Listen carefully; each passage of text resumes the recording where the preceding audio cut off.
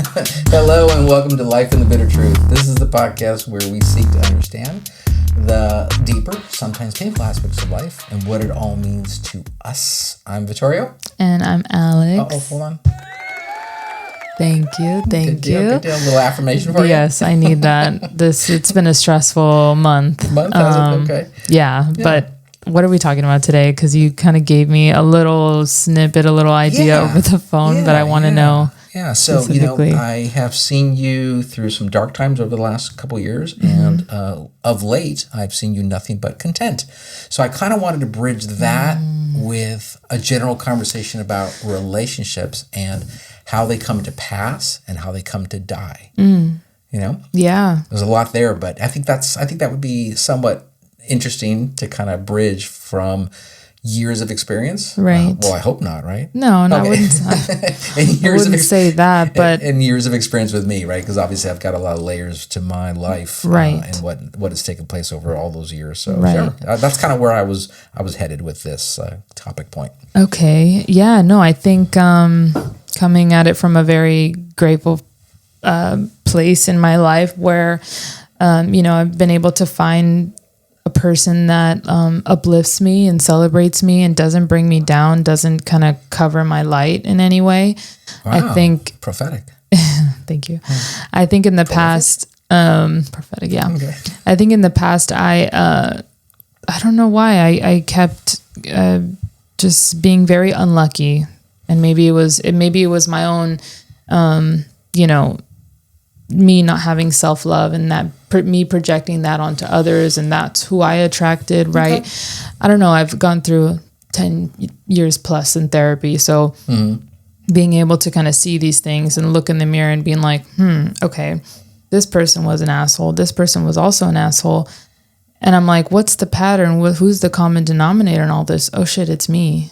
I'm the one, and I've kind of had to face the mirror and face these really difficult truths that, I am responsible for my own happiness and no one else's. Oh, absolutely. I guarantee that. So it's kind of funny you said that therapy for 10 years, but it wasn't certainly relationship driven. It's more so. Right. Just life driven. Life driven, right? But there is this mindset from a lot of people, women primarily, that therapy can resolve everything. Right? No, yeah. It gives them clarity, or it gives them a voice that they may not be comfortable because they can't convey their own messaging. So therapy kind of helps that. Now, I don't know whether therapy is... I like that you said that. I know you're like already starting like a counterpoint, but I will say therapy coupled with more life helped me gather the language to kind of explain how I was feeling. And I still struggle with that. Yeah. And there are times when my partner Jacob will be like, babe, you just keep repeating yourself, but you're not reaching a new height. You're not reaching a new place. You're just in this cycle, this little circle that you've put yourself in, and you're not getting anywhere with it. You're not putting new words to this. So I don't understand.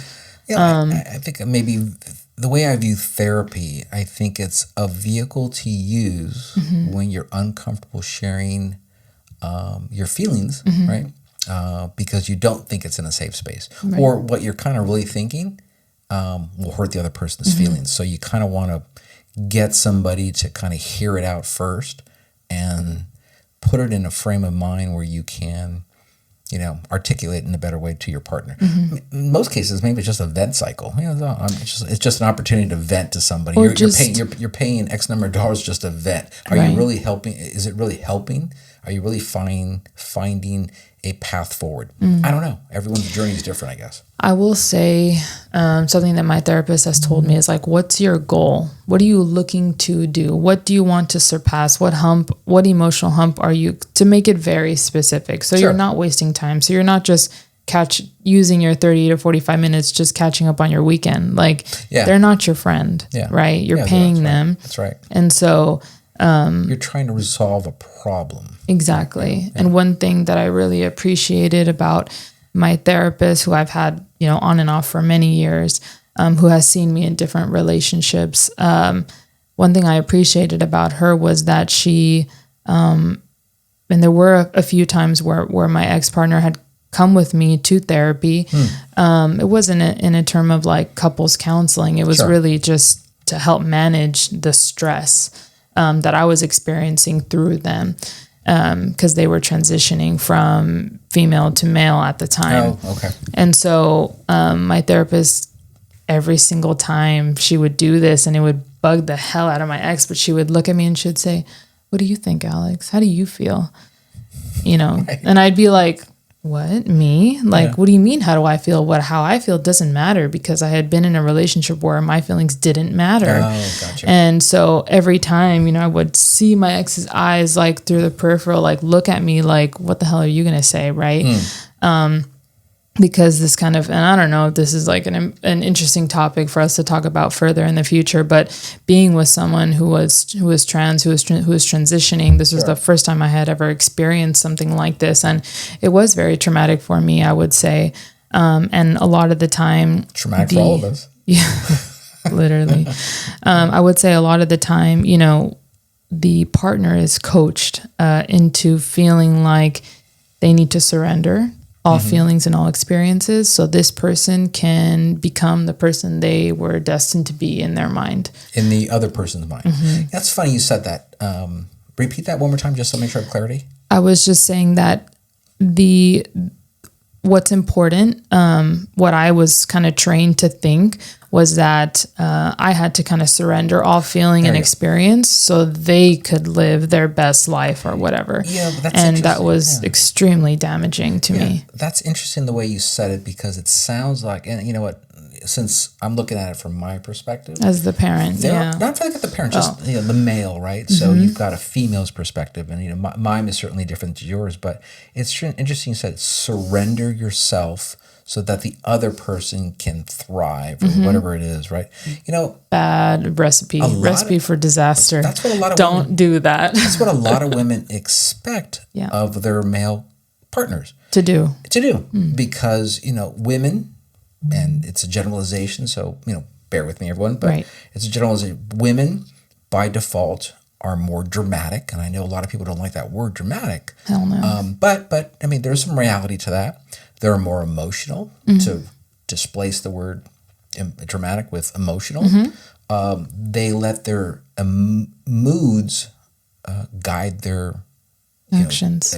Their actions, right? That's what I was going to say. And it's not entirely true, but it is predominantly the way most men view it, right? And I'll say to give kind of some extra cushion to that, I think it's true in the sense, and it's very present in my current relationship, is that men are often very logical, and women are more emotional. We're more in tune. So it's that yin and yang, that constant give and take, and it's a balance. That's like, that's a good way. Can feel very stressful, because at times, Jacob will look at me and be like, because he'll give me every reason why he did or he said something, right? And I'm like, I literally, he'll go on and on and on, let's say for 20 minutes, and I'll be like, babe, I literally didn't need to hear any of that explanation. I just needed to hear, I'm sorry. Yeah. And he's like, what the, he's just like, really, that's it? That's all you need? And I was like, yeah, when my feelings get hurt, I just need an I'm sorry and a hug, and we're good. Yeah. And he's like, well, I thought this is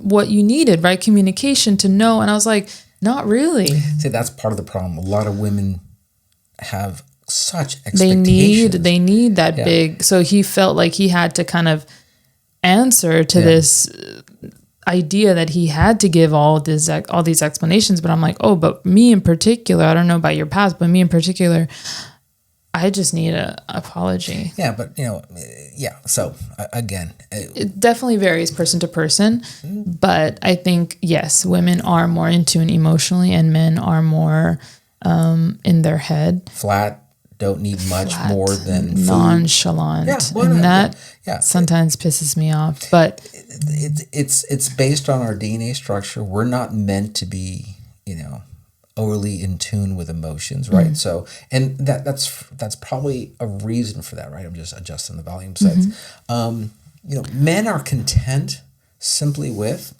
not much food, sex, and quiet. Independence. Quiet. Yeah. What you call it, whatever you will, independence. Otherwise, women need to have a something emotional, something stimulating, something that gears their frame to, I don't know what it is in life, but they're more complicated. Oh my God! Than a man is, right? So that's just the way we're built. Women, unfortunately, want men to be that way. And so you can that creates the battle. Yeah, right? There is that.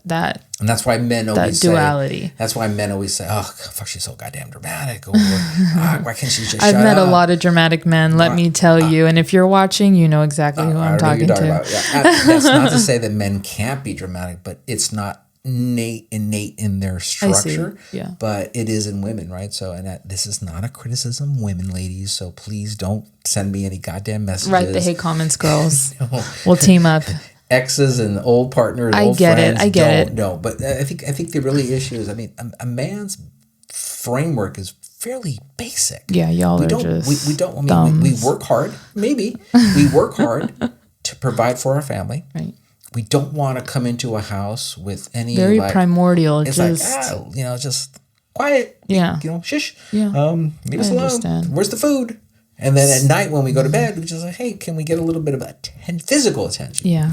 And most men, that's kind of pretty basic, And I have found in my relationship with Jacob that he is a little bit, he claims to be basic, right? He claims to not need a lot, but I'm like, love, don't sell yourself so short. I think you're a little bit more complex than that. And that's most something, of us are. Yes. Yeah, most of us and are. So what I've found is that he really appreciates being acknowledged, being listened to. Sure. I think he's, gone through life, whether it was his parents or his siblings or family, really not giving him that opportunity, that moment. And so when I give him that moment and I'm acknowledging that, it's something so simple, but it really does go a long way.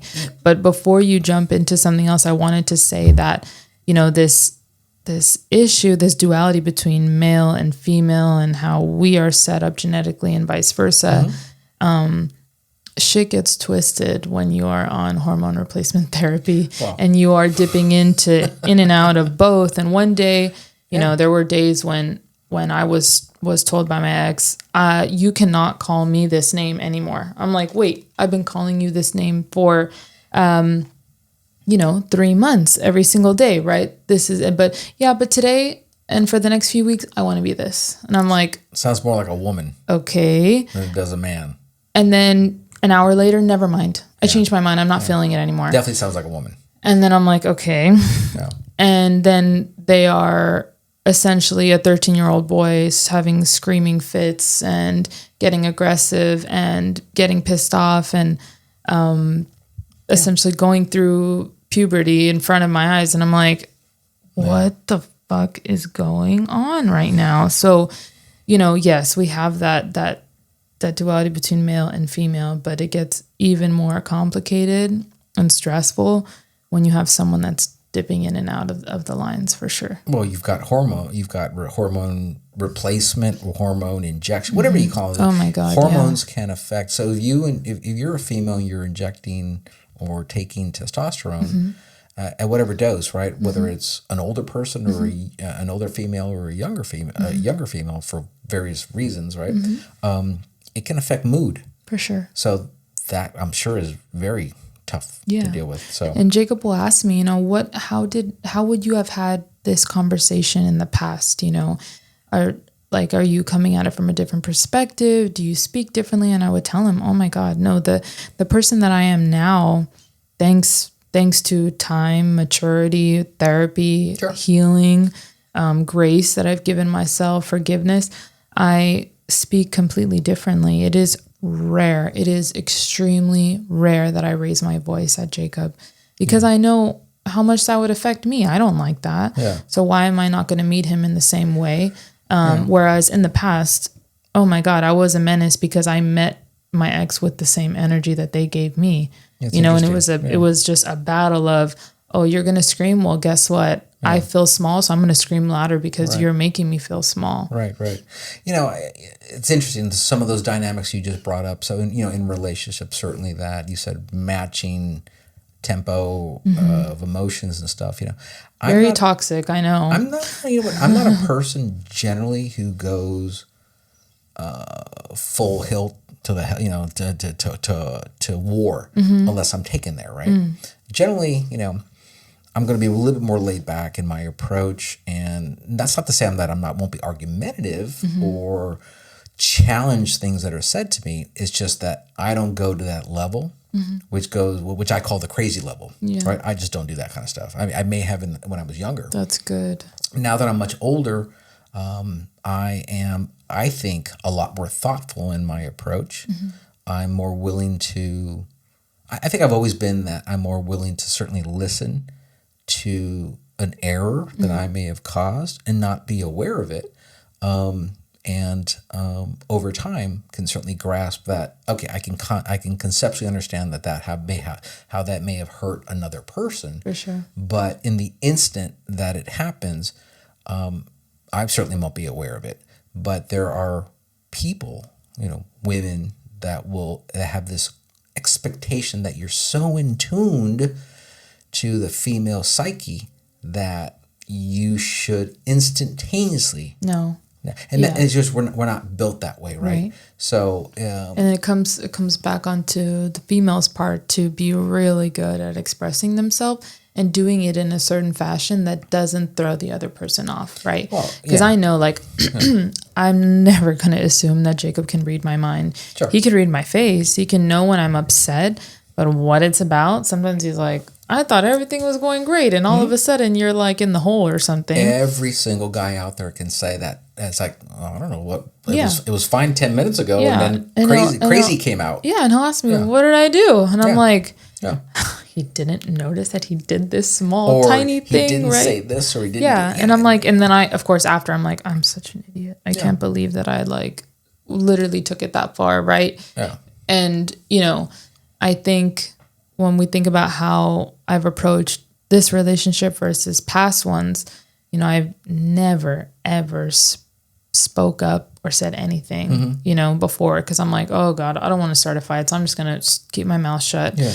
And so when I had left my ex prior to the last one, it sounds funny. I don't know how else to say it. I don't want to dox him or anything. No, of course, that's fine. But when I had left him, he had asked me, like, what the hell? Like, why didn't you tell me before? I'm like, dude, we literally have not been in a relationship together for 6 to 8 months. Right, You've been checked out. I've just been floating here. Well, you don't even greet me at the door anymore. You don't hold my hand, nothing. That's how clueless men can be sometimes. And he was shocked that I left him, and he was heartbroken. And I'm like, did you not see? And he's like, well, you should have said something instead of just letting it go. And I'm like, I tried. I think I tried. I don't know. But none of us, we didn't do anything from a male's perspective, that concept of losing sight. I think if you are really feeling a man's perspective, they are really feeling safe and connected with a woman, right? They're going to ensure that woman is certainly not understood, because that's a more complex approach, but at least just acknowledge in the sense that you give the hugs. You don't see each other for a couple of days. You want to make sure that person knows that the hug is deep, right? It's felt. The kisses are clean with love and affection, all that kind of stuff. And you do things for that person. A man will do things for their partner to demonstrate their love and affection. Right. And that's how a man does it. And it doesn't have to be with all kinds of words and all that kind of stuff. Yeah. And I think that is something that I learned over time, not to minimize those simple injections of love and emotion that you have for your partner. And I think I've done that fairly consistent, at least for the last, what I think was longer than 20 years, but unfortunately, depending on the partner you're with, that can get pushed back down into its, into its crevices, because you just don't feel that warmth with a partner. You still when there's conflict and stuff like that, or resentment, when resentment builds. Yeah, you still feel for the other person's whatever the hell they're going with, whatever internal pain they go through, but you don't dare share an emotional component of it, because you're kind of like walking on eggshells. You walk on eggshells, right? And you don't feel safe. And exactly. And a lot of women will create that environment where you're not walking on. You're always walking on eggshells. Emotionally, they're in a different space than you can ever be. And the same goes for men. Let me just say. I don't know that.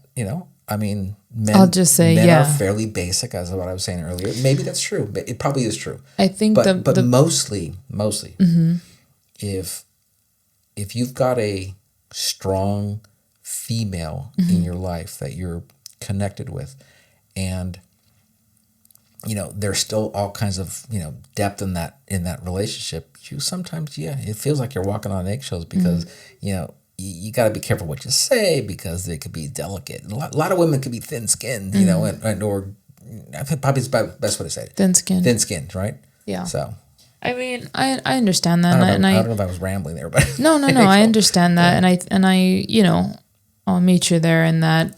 For a lot of people, it's a lot of people bring a lot of stuff from the past into the current into their current relationships, and we've been very careful to not do that. And Jacob has told me, okay, I want to be with you for the rest of my life. How do we do this the right way? Yeah, it's funny you say that. So a lot of relationships say that, right? That you can be in 1 week, you go from, I want to be with you for life. And 3 days later, 5 days later, you're kind of breaking up. It's fascinating, I don't think that happens for the regular person, right? So there's something deeper there, right? For sure. Women tend to throw all kinds of rationale behind it to end it, right? Because whether they're not in an emotional state or whatever it is. I think I wrote something down that. What did I write down? I wrote down that because I had to listen to that. Sometimes people, women or men, are going through something and you're just not part of that journey. So that kind of struck me is that, why do your relationships come and go, and sometimes it's just that simple. You just don't know why. Yeah. That they die or they end for kind of a weird way. It's because maybe that other person's going through something that no one else can go through it with them. Right. I don't know. I saw that. I thought that was a very interesting. I think that was definitely the case for my ex who was transitioning at the time. Yeah.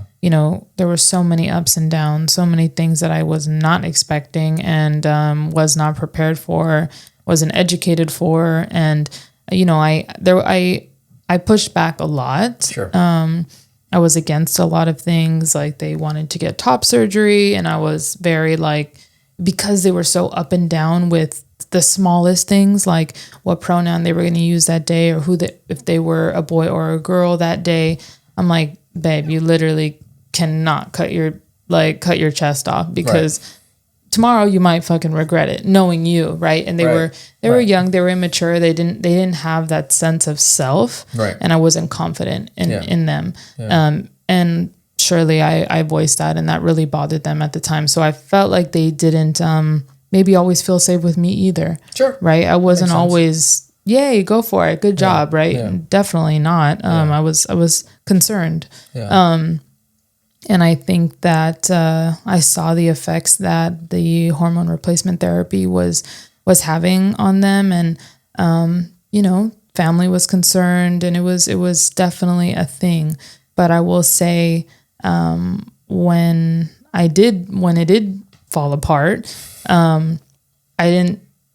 some people saw from a mile away. I didn't. I was very delusional and very delusional. Maybe I wouldn't call it delusional. I think, like I said, in that little script I just read, it's sometimes you just aren't on a person's journey at the moment they're going through it. You're just not part of it. Yeah. And you don't, shit. You walk away, you just don't understand. It's just not logical to a logical person, but you're not in that other person's headspace or shoes or whatever the fuck they're going through. And I will say, you can, if I could say anything to them, it would have been, you could have left respectfully, maturely, and not the way you did. Let's say, you needed to pursue life differently with someone else and with someone that accepted you more or whatever, but you didn't have to cheat. You didn't have to fucking rack up my credit card. You didn't have to do all these things that really fucked me over in the name of who cares, right? Like, no. Yeah. And that's the thing. And that's how Jacob and I talk to each other. We talk to each other very straightforward, and thank God he has such a grasp of his emotions and like how he expresses himself. But I'll tell him exactly how I feel, and he'll tell me exactly how I feel, and I don't leave anything back. And that's, I think, a good testament. That's a testament to a good relationship, is that you can just say how you feel and you can talk about it. And you're not going to get reprimanded or crucified for hurt feelings. Exactly. And I have been victim to this mentality of like, oh my God, if we fight, everything's going to end tomorrow, because that's how it's been in the past. People are very jumpy to be like, you know what, fine, I'm out. Yeah, I know a lot of people like that. Exactly. That from 1 minute to the next, okay, I'm done. Yeah, and Jacob will tell me, babe, I'm not going anywhere. Right. I love you. Right. We're just upset at each other. That's it. Yeah. So I'm not going. I'm going to be here. I'm going to be here later. I'm going to be here tomorrow. I'm going to be here the next day. But we do need to get through this, whatever we're talking about or going through. It's funny, relationships, and I can count. Maybe I can count them all on my hands and feet, but maybe yours, Gianni. I'll need more, right, to go through. We're saying real long term. No, not your flings. No, because I think every connection you have with another person enriches your life. I will say to you right now that after years of dealing with some tension with, let's say, my ex-wife, right? You can have a good conversation and not being anything negative, right? So those are positive approaches, and I think that comes with maturity after a while. But there's still, one day you're having a good conversation, the next day you're not, right? I think that comes with the territory of a divorce, right? There's those elements to it. But I think I've walked away over the years with every association, connection, or however you want to call it. With a lesson learned, positivity. Yeah. I don't think there's even the darkest points of my divorce brought growth and gives me a reflection point. So I think that's a growth for myself. I don't look at anybody in a negative way, right? Though I may not have agreed with what was being said, what was done, and whatever the outcome may have unfolded, whether it was the other person or whether it was my own actions that ended something, right? I think that, again, it's that journey that sometimes they're on a path and you don't get it. And it could, and maybe I don't want to get it. Maybe that's God protecting me from that. And that's sometimes how you get through things a little faster. You come to that realization where, I don't know if I'm broken up about something. I don't know, whatever. But I mean, I'll say like I haven't reached that point where I am,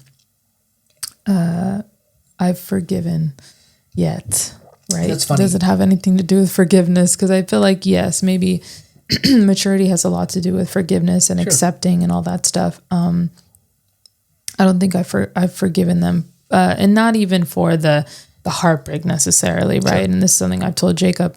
It's not the heartbreak and the feeling of embarrassment when people find out that I've been cheated on and stuff like that. It's the financial issues, the stress of that, the burdens that I was left with, right? Yeah. That's difficult. I had 2 dogs with this person and Yeah. One day they were gone. Yeah. Cheating is less about you and more about the person who does the cheating, right? Right, of their course. weaknesses as their weakness, their greed, whatever you want to call it. Whatever they're experiencing, it's got less to do with you. It's their weakness, right? Yeah. So it's funny, as I was saying that, I think I've walked away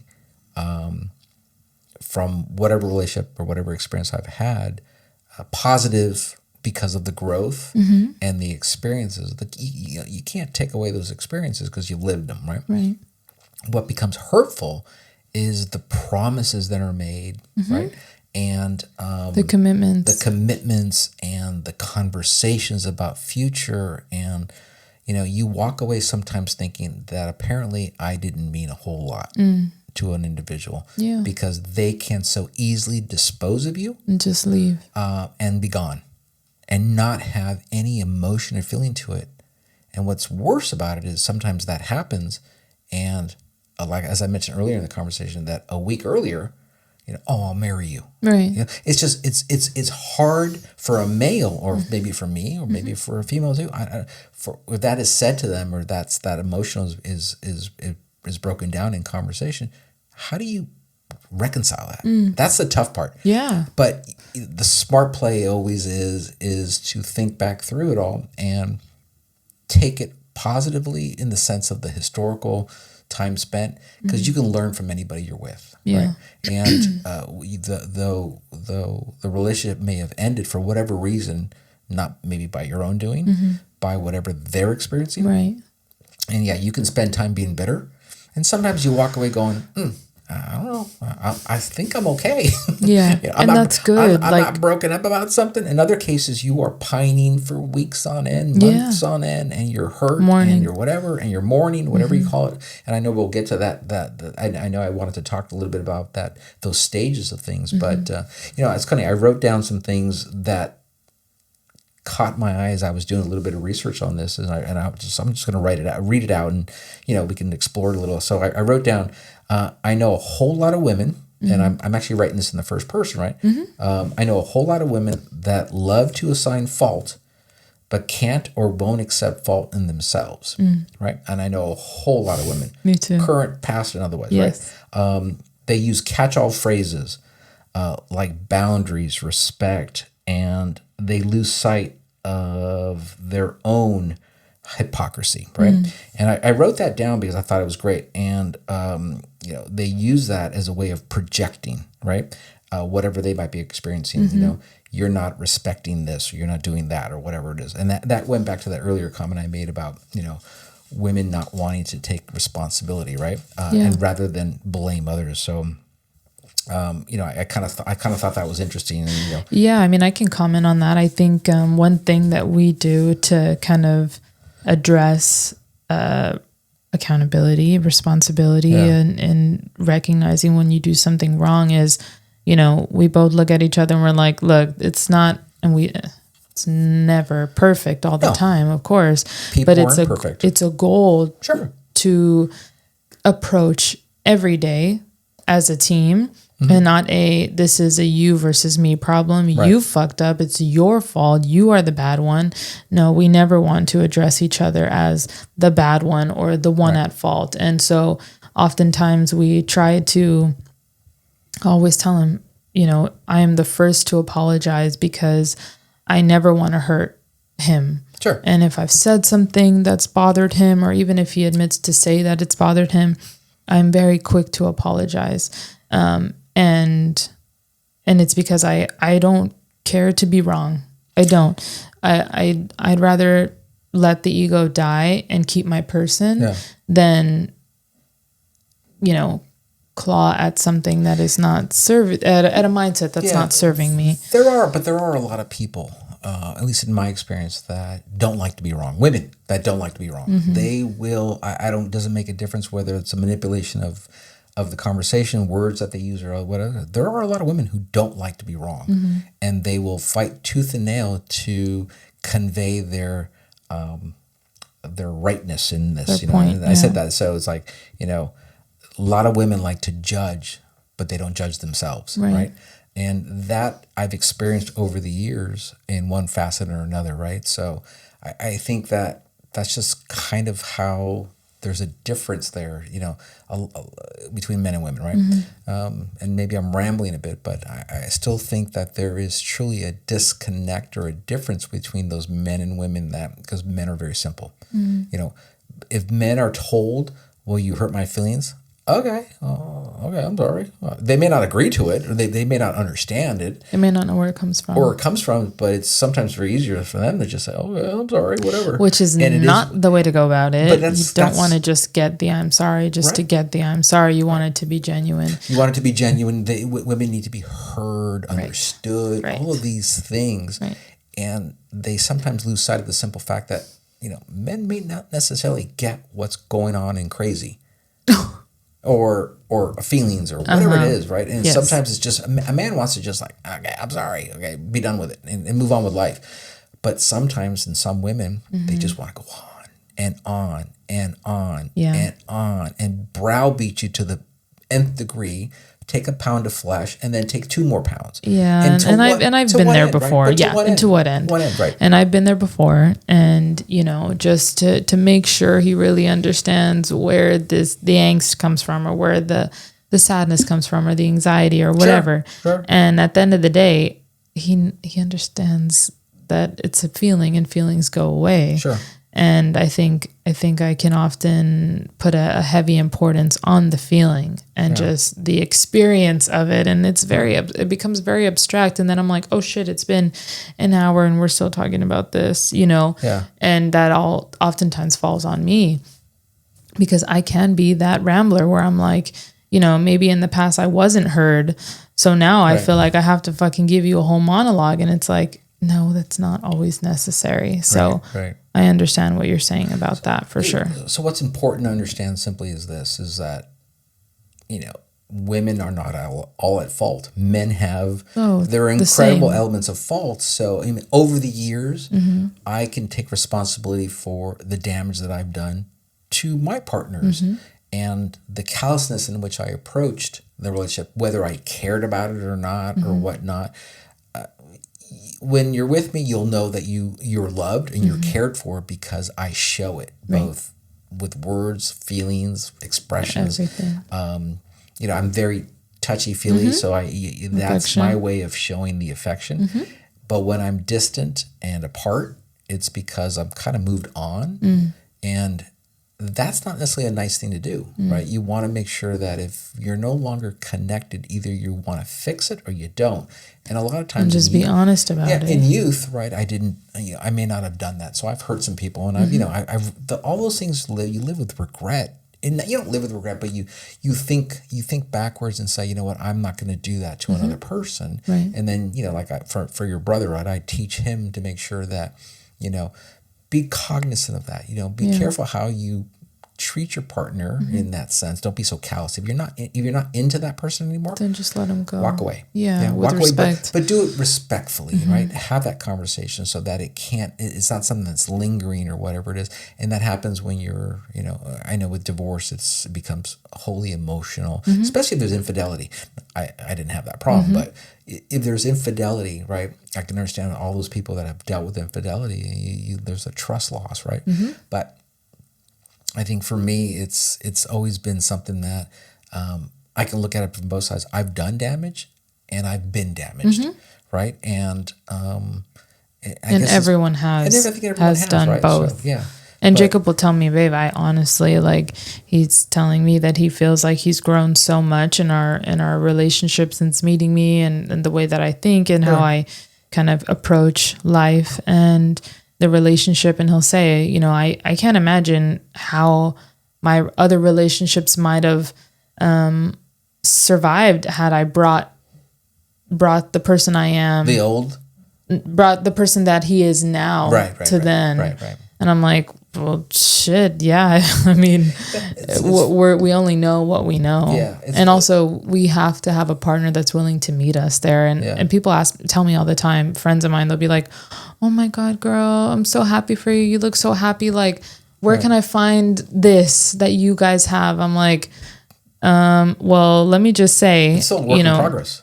That's what you should have said. Definitely, yes. That's the answer. And then I'll also say, look, I give as much as he gives, and it's that give and take, and you have to find someone that's willing to meet you there. Sure. Yeah, it's so funny. It's again, as I reach backwards, I've had connections with, women that are very aloof, distant. You wouldn't know you're in a relationship with them because they're just so disconnected. That's funny. But they're so connected in other ways, right? And you kind of look at that as somewhat interesting. And then you have other women that are so wholly needy. Oh my God, every minute if you're not spending with them, right? Yeah. And then you have more of the mature relationships where, there's a balance to it all. And you can still be your holy self, and they can be there. Yeah. So I think I've had that spectrum of individuals that I've connected with over the years. And again, as I said earlier, you learn from each and every one of them. Yeah, I still have that, I think it's still hard to grasp the 1 minute to the next behavior of someone, of some of the people that I've known over the years. And I've known many of those that they're operating 1 minute, which turn on and off. Yeah. And then the next minute they're like, whoa, what is going on with that? Yeah. And then they blame you because they don't want to take responsibility for it. Yeah. It's funny. So, and that's just people not knowing who they are and not knowing what they want. It's so important to know what you want in the relationship, what you're looking towards, what your intentions are at all times. And even though Jacob knows my intentions, right? He knows that it's never my intention to hurt his feelings or to, say something out of touch or whatever. I have to tell him, though it wasn't my intention to do that, and that, I still did it, and I'm still sorry. Someone very special to me over the time has said, no one is ever intentfully hurting you. Right. Generally, most people don't do things with intention, right? Yeah. I get that, right? But it's the people that are willing to see the difference and take accountability for that shows, that growth. Sure. So we talk about these, relationship dynamics, and I think divorce is definitely the toughest aspect because you're now incorporating those elements of marriage, which, with children, all those things are dangerous because you're hurting other people technically, right? You really are. But, sometimes when a marriage or a relationship dies, right? It's over, and in other cases when unfortunately it's over and you don't know why, or that you're pining or however, whatever information. So when we talk about the subject line, it's like, these stages of grief or these stages of what is it, loss? Yeah, it is loss. It can be very difficult depending on the person. In other cases, it's like, okay, whatever, move on with life, right? Yeah. So it's interesting how the partner you're with or the person you're with creates an approach that you're feeling loss or you're feeling, was it not loss, but clarity or not just clarity, relief. Relief. It's like, and those kinds of two kinds of extremes are pretty fascinating to. Well, to and interpret. they could come at different times as well. Right. When I think back at of course I feel a sense of relief that damn, things didn't work out. Thank God they didn't work out. Jesus Christ. Right. I tell Jacob all the time, thank God your ex-girlfriend fumbled the ball because I've got a freaking just a rock star here and a true gem, and I know that. Right. And he's told me over this time, oh hell yeah, I'm glad too. I'm still trying to figure out how the hell I got here, right? Yeah. So I think that sense of relief, for some people, it comes immediately, and other people, it takes a while to get there. Sure. But, I think... it's those people that have to go through therapy for 6 to 12 months because they're so broken up about shit. And, or just and for me... And I get it. I get that happens, but, For me, I think I was very... with my last relationship, I was very just confused. And definitely was a huge shot to the ego because I knew that, I deserved way more than I had allowed. And I, am the best, obviously. Yeah. So it just didn't make sense to me. And I'm like, how the fuck did I get cheated on, when I was doing the most for this person? Sure. And, again, when it comes down to it, it's like, it has nothing to do with you. Yeah, it's funny, in relationships, do they have their life cycles or can they go on forever, right? I get kind of not teary-eyed, but it's that emotional sense of, oh, that's pretty cool when someone is married for an extended period of time and they've gone through hell and back. And you look at the level of fondness they have for each other. It's awesome. It's like, you go, I want that. Yeah, for sure. And, what is it about my character or the person I'm with or the people I've been with that we couldn't connect on that depth of level? And I mean, people go through war, Poverty, infidelity, everything. and it's just they still come back from it. That's fascinating to me. You know, Mm-hmm. I don't know if maybe I'm not equipped because I'm more probably somebody who's going to be less forgiving. Infidelity, I can never forgive. Yeah, I'm done for with that sure. kind of shit. Yeah. Trust to me is the only thing that's the the foundation. glue of my existence. Mm-hmm. So, and I can view trust from that perspective of even the slightest, element of negativity or whatever that I might be feeling, and I view it as as something that I've lost trust in. Yeah, that's super powerful. I walk away. Because you're like, this is not safe. If I even have to doubt or have this this intuition, that's my body's telling me already. It's kind of funny. We talked about that. Different people create different emotions in you, right? There are people that you thought you were just so freaking connected and you're going to live your life with this person for the rest of your life. And it ends and you have two emotions. Either you are, oh, okay, I guess I'm okay. Yeah. And others, you just let it destroy you. You let it destroy you. You do things that are negative. You harm yourself. You hurt yourself. Whatever it is, whatever those emotions are, and it takes a lot to get past them. Right. And that I think is the negative grief stage that we whatever it is. So that's one of those aspects of grief is you do need time to recuperate. For sure. Emotionally, physically. To be a better person, not for another person, but for yourself. For sure. Experience those feelings and figure out what went wrong. And it's in that time of like, though they didn't choose you in the end, the person that always needs to be chosen is yourself by you. Yeah, which is great. You know what's fascinating about relationship is that I get from 1 week to the next or whatever it is, where you're talking about one thing that's super, important for your future, and then the next week it's over. And That's crazy. What happens to all of those connections that you built together? I guess they didn't mean anything. Yeah, which is fascinating. That shit pisses me off so much because it's like, were you just, and again it dips into the trust, it dips into the dishonesty and the deception. And that's the most difficult thing when you are led to believe something that in turn at the end is actually not true. And that feels hurtful, devastating. That feels like robbery. It feels like one of the worst things. And I think maybe that's what it is, right? Maybe I felt deceived. That's an honest emotion. Yeah, and it's embarrassing when you realize it. So it's that embarrassment and realizing that like I completely was living this life where you were telling me words and I was inputting in my brain and saying, okay, great. Yeah.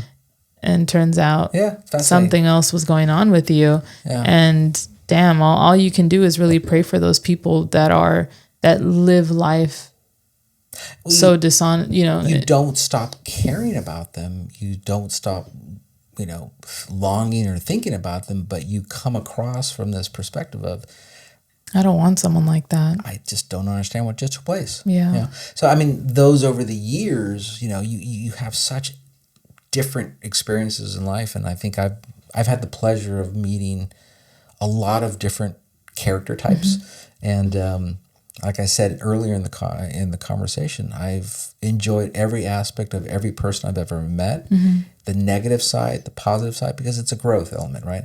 And I wish nobody harm, nothing but grace and I might wish some people harm. Just kidding. No, I mean even just kidding. I'm a Christian. No, Christian doesn't make a difference by your religion, but you know what? There are times in the depth of the negativity that you can wish somebody harm and whatever. But I think in the end, as most good people are going to say, say la vie.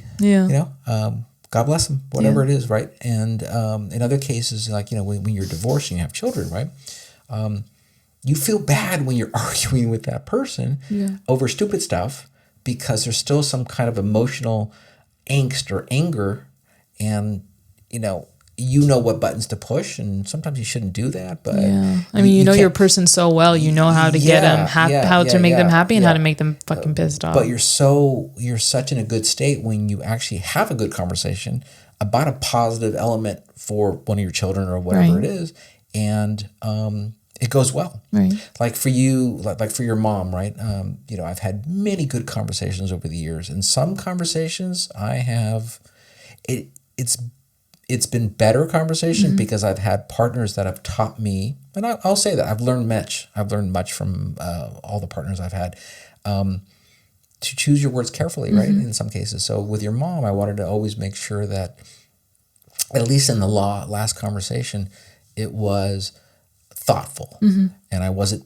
poking at her or making her feel less because of whatever you guys were feeling, right?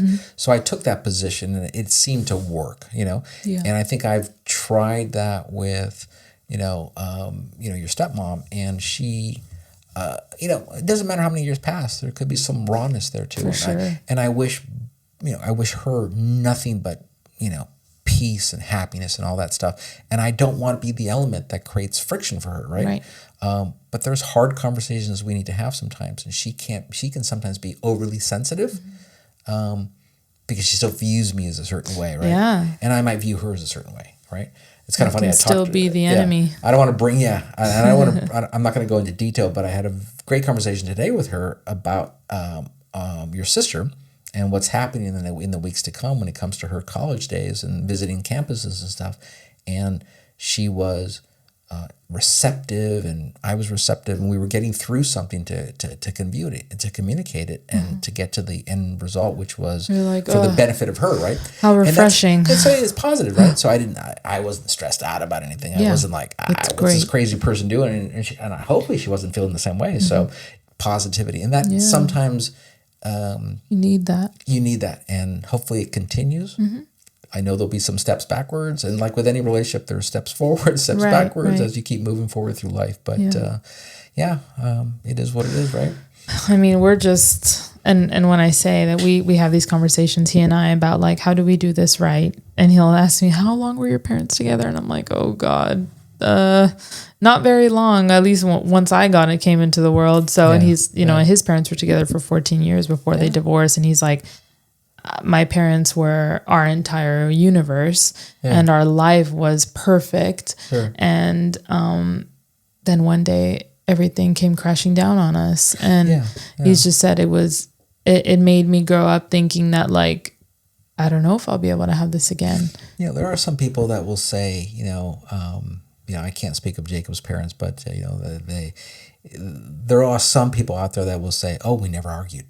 Bullshit. I mean, everybody fucking argues. We argue about dumb things. Everybody argues. I wouldn't say it's arguments. It's just disagreements. Disagreements, arguments, whatever it is. Either the other person is smart enough to shut his mouth or her mouth. Yeah. And whatever. Right? That's what it always comes down to. I feel like there's always someone being extra, and it just messes it up. And most of the time, it's me, honestly. No, it's. I mean, I've had knockdown, drag them out battles, and then I've had other times where I'm just like, okay, whatever, I'll just shut up, because choosing your battles, exactly. And sometimes it's the smart play, but to say that you've never had an argument with somebody, it's just not rational.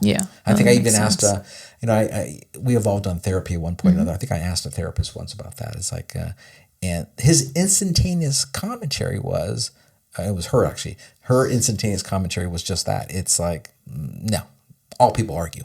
Yeah. You can wake up in a mood and you're going to argue about something. Yeah, because you just woke up on the wrong side of the bed. Yeah. Otherwise, the other person's so broken that they're not going to say a word.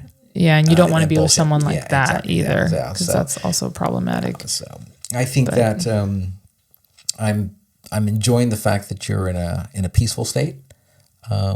People around me seem to be in good, peaceful states, which are good. I think your mom is in a good, peaceful state. I think so too. I think your stepmom is in a good, peaceful state, which I think is great.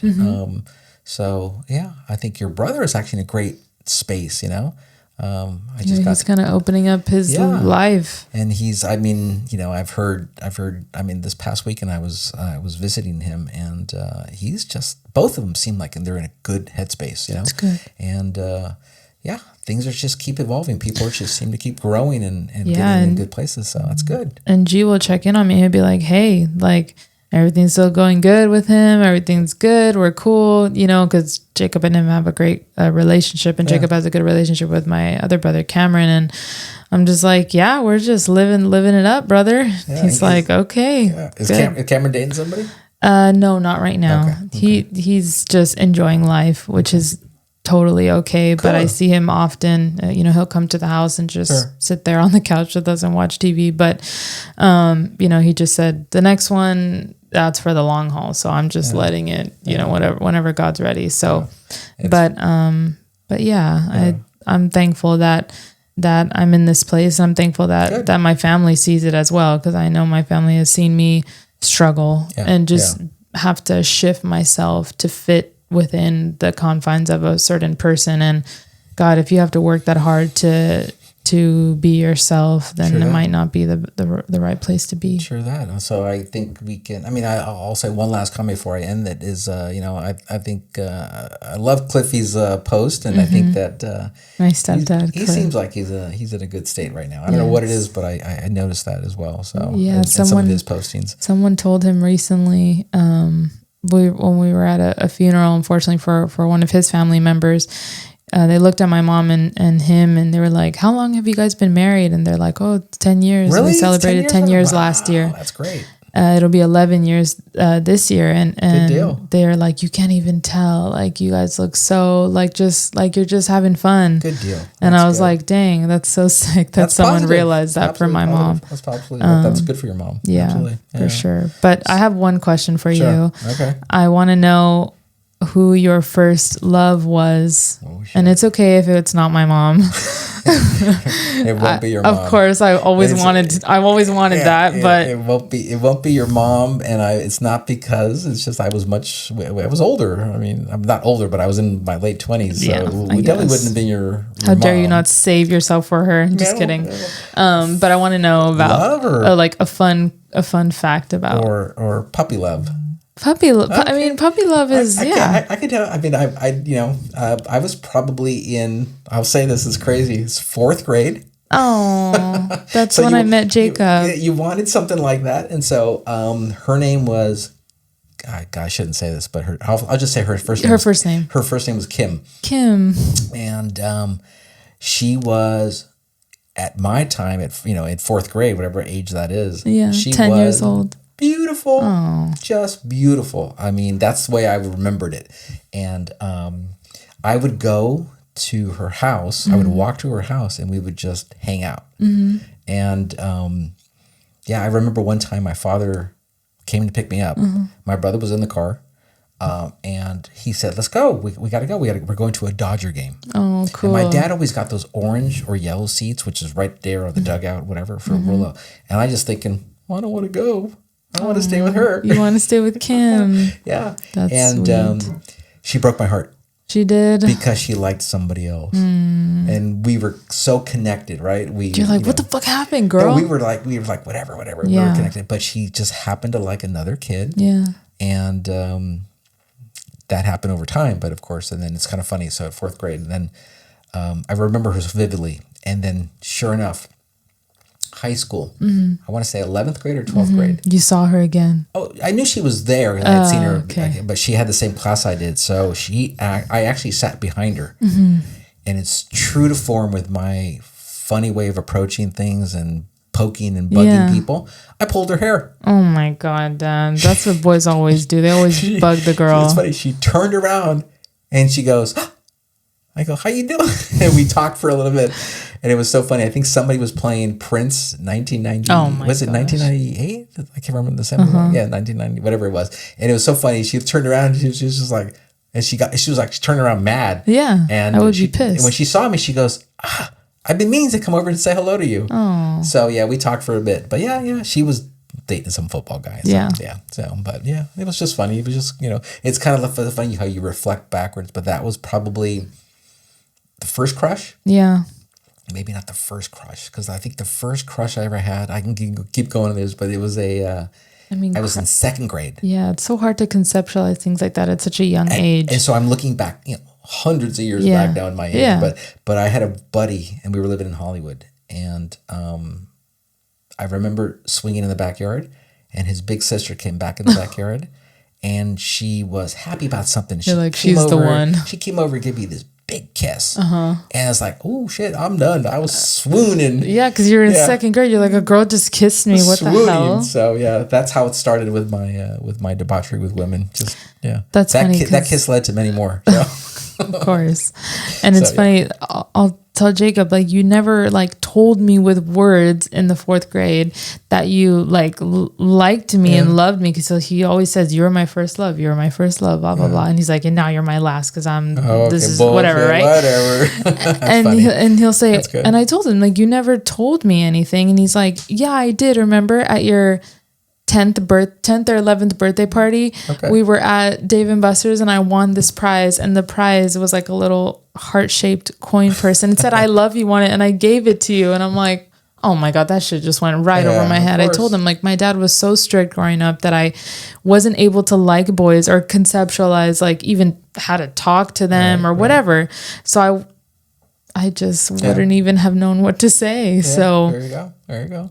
Anyway, so everything is all worked out now, but that's my story. That's awesome. That was a good question. Shout out to Kim. Guys, hope she's doing well. So for the end of this, I think, you know what, keep your relationships and the people you love close, and work hard to maintain those relationships that mean something to you, and that's it. Give yourself grace through the process. That's right. And make sure you give grace to others. So that's all I can say. So, thanks everyone. I wanted to again thank everybody for supporting us, and keep those comments coming. Like and subscribe, please. That helps the podcast. And stay tuned. We've got some things in the works, and we're looking for some additional support. So we've got some things in the works, which I shared a little bit with you, but we're getting there. So thanks again, everyone. Thank you, guys. If you're not on YouTube, you can find us on all the other podcast platforms. So again, thanks. Thank you, guys. All right, guys. Bye.